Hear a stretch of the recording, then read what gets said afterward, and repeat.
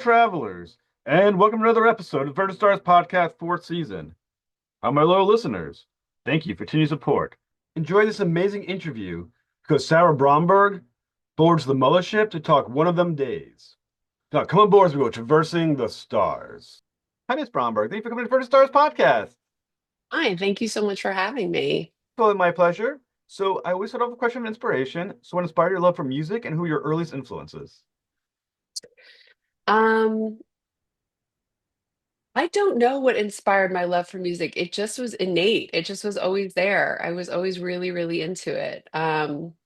So I can't, some things you're just born with, I guess. Um, as far as my early musical influences, so my parents were really into 70s folk.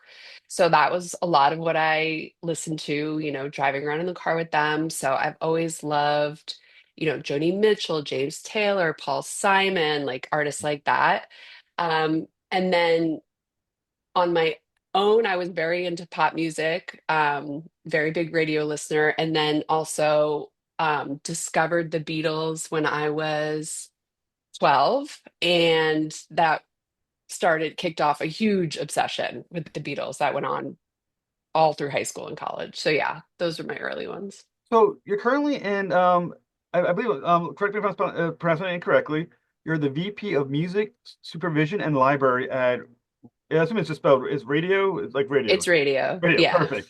So, first off, can you kind of explain to me what that means exactly?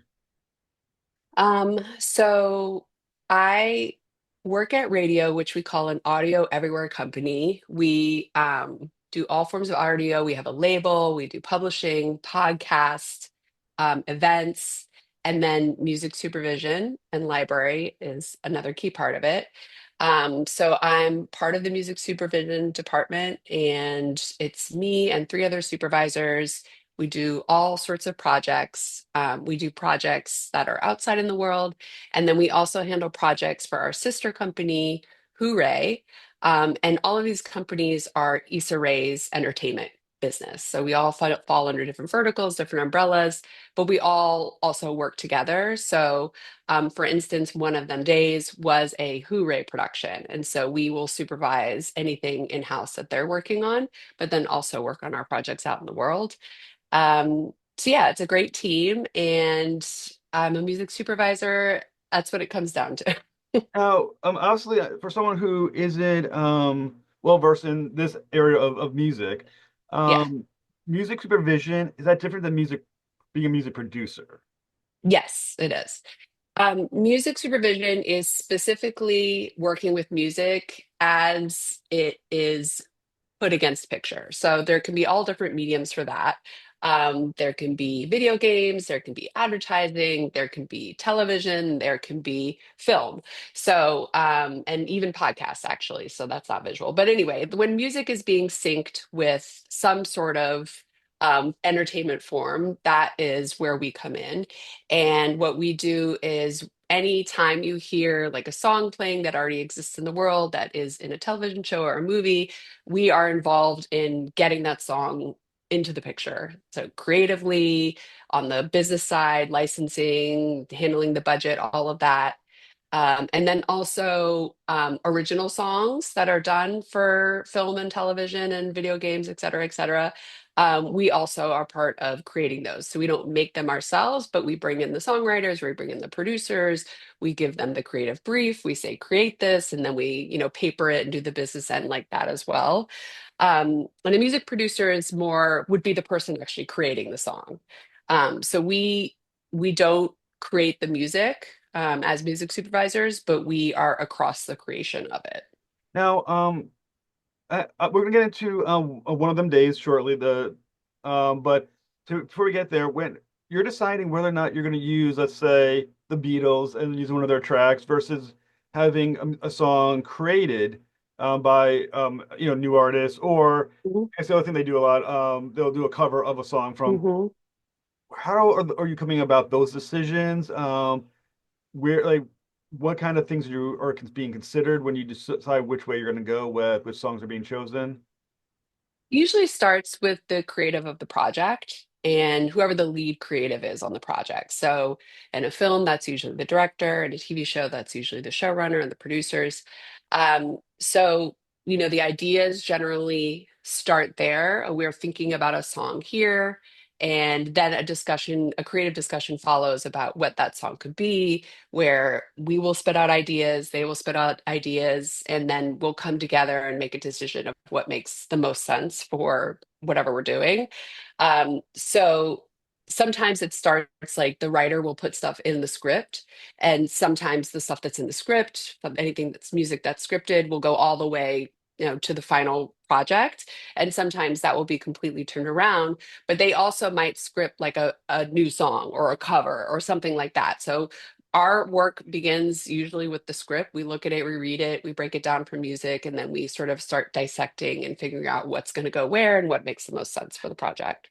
You must have a very wide breadth of musical interests, because I would imagine it's hard to choose songs that you wouldn't like, even if it's maybe right for the project itself.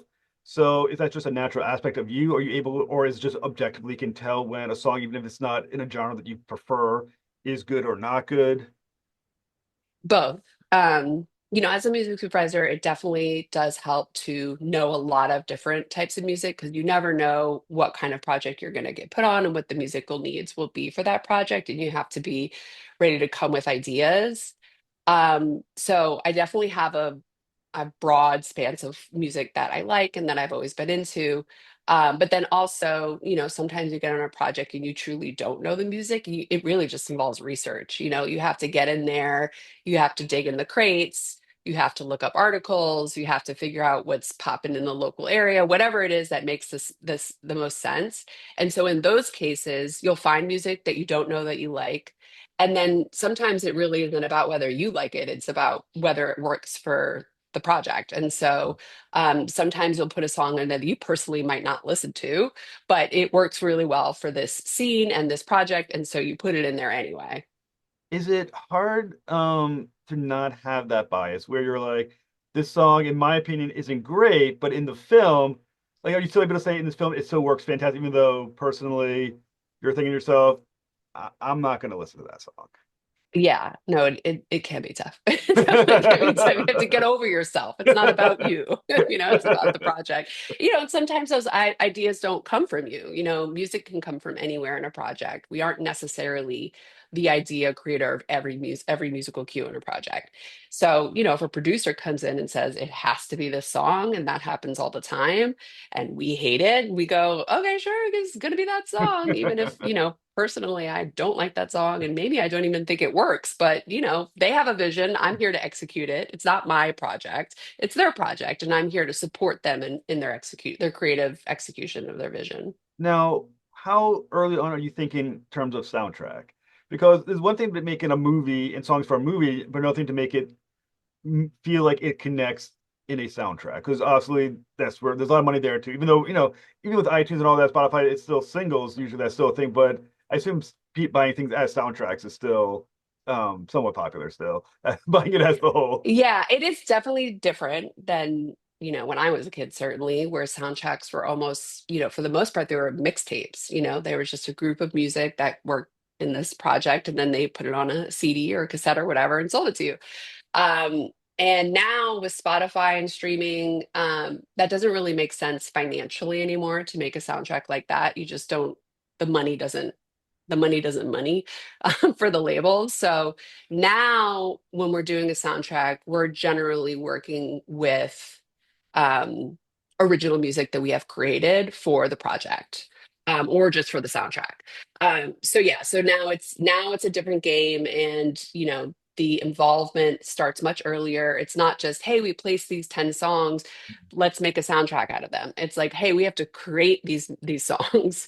So we need to start much earlier and get music in and create music that makes sense, so that by the time we get to our edit, we know what these songs are and we can put them in the picture and edit them. So if I'm understanding correctly, you also handle like licensed songs. If they want a song for their movie, you help get the licensing, you help get the song. Yes. And it Hmm. kind of reminded me of the story from current Deadpool Wolverine, where they wanted a song from, I think it was Madonna. Madonna was like, no, I don't want to do it. so forth and so on. How hard is it sometimes to get these songs? I mean, is there like what is that process like? Is it tough to convince, or is it literally just like cut the check and every all is good, or No, it's not like that. And I've had Madonna turn me down too, so I'm glad I'm not the only one who's had Madonna say no. Um, yeah, so it's not always like that. It depends on the artist, it depends on the writer, it depends on a lot of factors. There are certain artists and songwriters that, this comes with time as a music supervisor. You learn over the years, either they're difficult to clear or they don't clear for anything. They consider everything very closely. And then some that, it's going to be an approval. It's really just going to come down to the fee. Like, for sure, these songs always get approved. This artist or songwriter is not difficult to clear. So that's just stuff you learn over time. And then some songs can be difficult to clear for other reasons, like you can't track down one of the writers or you can't track down who owns the master. So there can be all levels of complication when it comes to clearing music.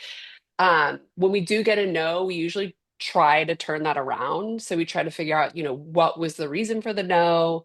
And can there be a further conversation to address that reason? So yeah, and sometimes that works and sometimes it doesn't work. In the case of Madonna, it didn't work for me.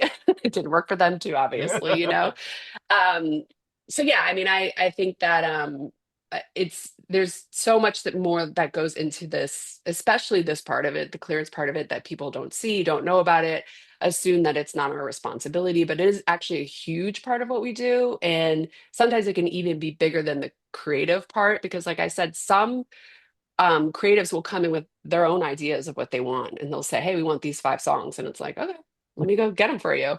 And so sometimes, getting those songs becomes that's the essential part of the job. It's actually not the creative at that point, it's getting these songs for this creative who must have them and doing whatever it takes to get those done. Like we at radio music supervision, we like to say we don't take no for an answer. So we always will go the distance to get songs cleared. now when you normally get the no's, I mean the yeses I assume are much easier to deal with because you introduce and you get the yes, but so that's why Yeah.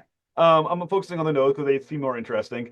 When you get those initial no's, what tends to be the reason for the no, and how are you most successfully turning that no into the yes? There's a lot of different reasons. Money can be a big part of it for sure. If you just don't have enough money for a big copyright. Um, and they simply say like, listen, we can't do it in your budget. Sometimes what we'll do is we'll have the creative write a letter and plead the case of why this is so important for the project and why we need it and we can't afford it, but and that definitely has worked in the past. um Creative is another, and there's some firm lines, like there's certain artists and estates that will not clear for gun violence or for drugs or for sex, certain types of uses that you have to be really careful about. But sometimes there's an overall issue with the creative on the project. I don't like the subject of this show, or I don't like the subject of the scene, or whatever it is. And those are definitely harder to turn around, but you can contextualize it.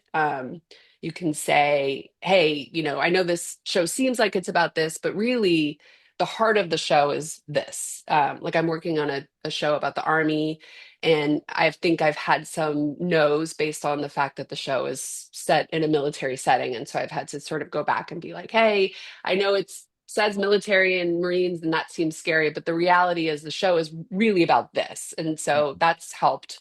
But that's just one example of why. But yeah, there's a million reasons that you can get a no, and there's a million ways to turn it into a yes. That's cool, and because these are different elements that you really think about.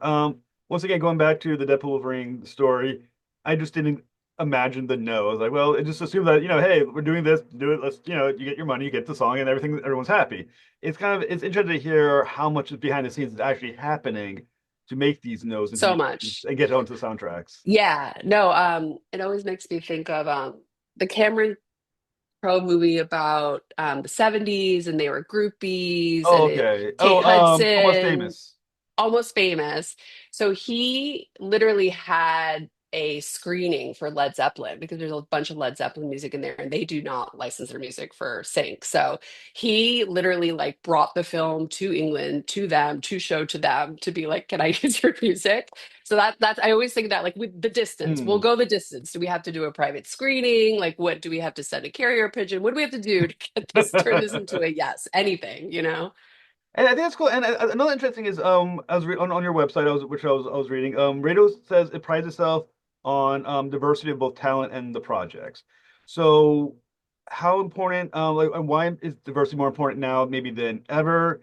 And are you talking about diversity in the songs being chosen or the projects that you're connecting to and kind of dive into that importance of that? Well, we're an Easter egg company. We're a Black woman-led company, and she's famously known for saying rooting for everybody Black. So, that is definitely an ethos at our company that we strive to fulfill.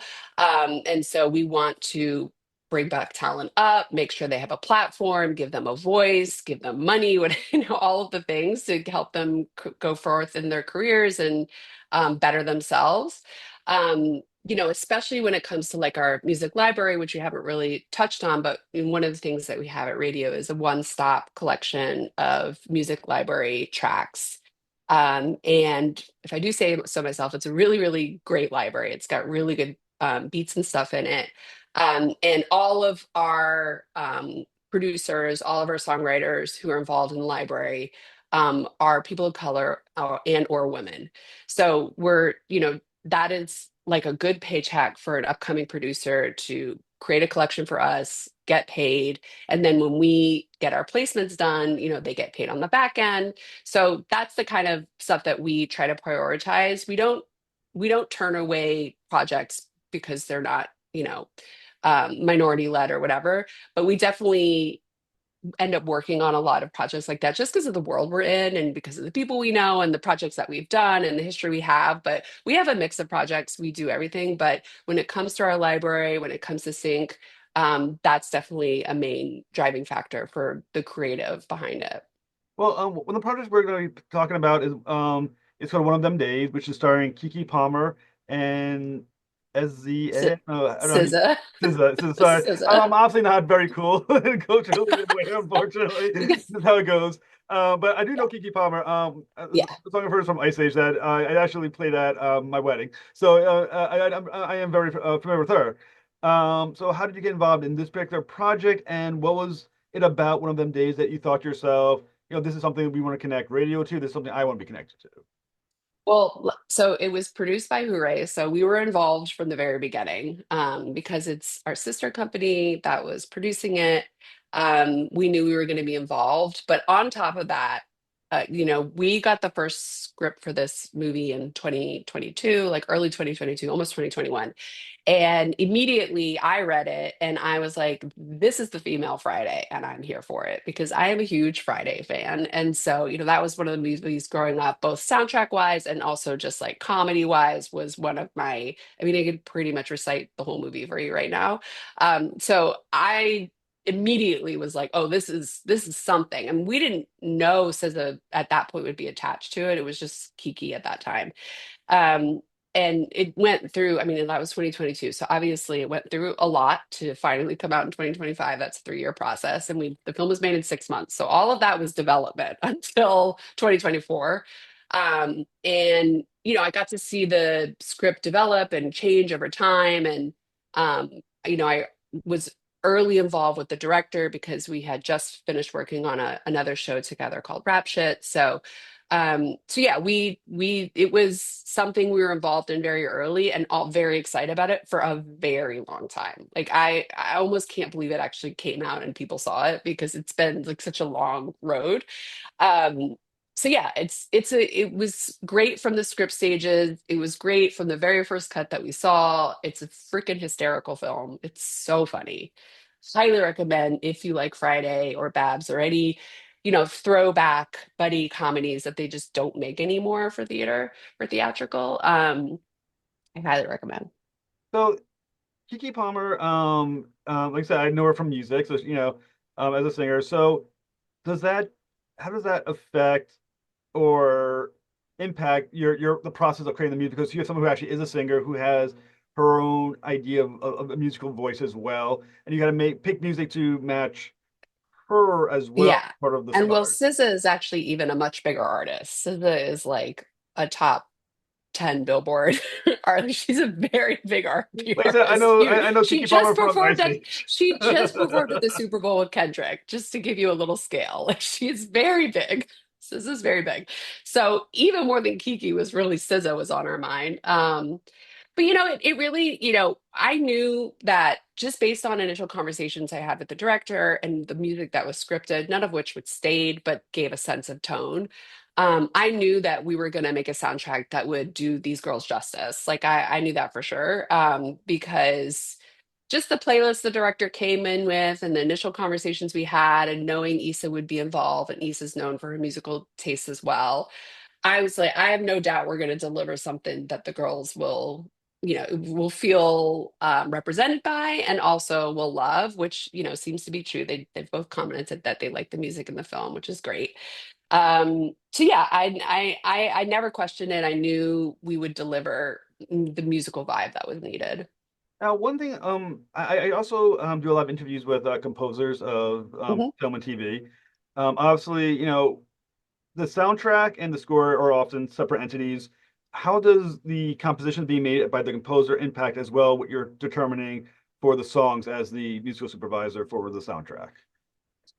So it just depends on the project. Some projects were super involved in score conversations and bringing the composer on and helping develop the sound for the project. And in some projects, it's really a conversation between the main creative and the composer, and we just sort of pipe in when needed, or if there's a cue where we're saying like, oh, the composer will score out of this cue, then we'll make sure they know what the cue is and we send them the song so they know what the key is and the tempo and what makes sense to score out of it. So in this project, I love the score. I think it's incredible. Shonda Dancy did it, and she did an incredible job. I was not really across it. It's really just her and Lawrence, the director, their conversations. And just like everything, we did the score really quickly. Everything on this film was done really quickly, and she absolutely killed it right away. And some of the score cues in the movie, I mistake for songs. Like they're so good that I'll be like, wait, is that a song? Oh no, no, no, that's her score. Like, is that a song we didn't license? Oh my God. So yeah, she did an incredible job. And I was not a part of it all. I met her at the mix and I was like, you did a great job. Thank you. So for Keke Palmer and SZA, SZA. um, what were they like to work with? How was the process with them as well? 'Cause it's such a collaborative thing, between, especially I guess having actual musicians, singers in the movie makes it even more collaborative from what you're doing. So what were they like to work with? What were some of those conversations like about what was the goal of the soundtrack? Was it to, focus on a theme? Was it just, or a mood, or, take it from there. Yeah. I mean, I didn't really, I haven't met them. I planned to meet them at the premiere, which got canceled. So sadly, I still haven't Oh, met them. I, wasn't, again, they shot the movie in 20 days and then, SZA and Kiki went off on to their very, very busy schedules. And what the notes that I got were basically like when they would watch a cut and be like, oh, we like this cue. So that was the extent of our interaction. And I was like, oh, I'm glad you like that cue. That's great. Um, and then as far as, developing the tone of the music, it really was Lawrence, the director, Issa, and myself who had those sort of initial conversations about what the tone would be and what types of artists we wanted to use and what we were trying to say with the soundtrack. We honed in on that. And like I said, just trusting Issa, trusting Lawrence, I knew who, both know SZA and Kiki really well. I knew that they would know the right vibe. If I was presenting music and they were making selects, they were going to know what the vibe would be that would make the girls happy. that's so cool. And so obviously, there's the completed soundtrack. Um, where can people find the soundtrack? Well, it's a playlist because we didn't do original music. We don't get to do soundtracks. But yeah, there's a playlist on Spotify. There's a bunch that are wrong, but the one that says One of Them Days official playlist by Madison Gate Records, which is Sony or Studios record label. That playlist has all of the music from the movie. It does actually have an original Keke Palmer song as well, which is really fun. And yeah, so that's where they can find it. Spotify, iTunes, all your streamers. Apparently, my knowledge of this is limited. I did not know there's a difference between a playlist and a soundtrack.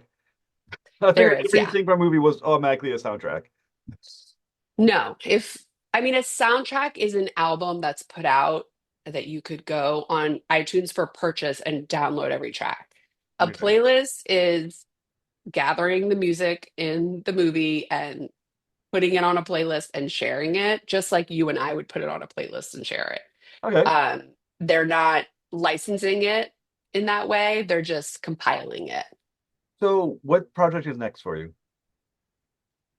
Well, I have two projects coming out in March.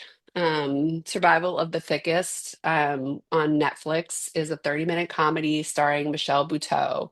It's the second season, and it's a really easy, fun, great watch. Just like 30-something-year-old woman ended a long-term relationship trying to figure out her whole life. Comedy ensues. Great show. So that's coming out March 27th.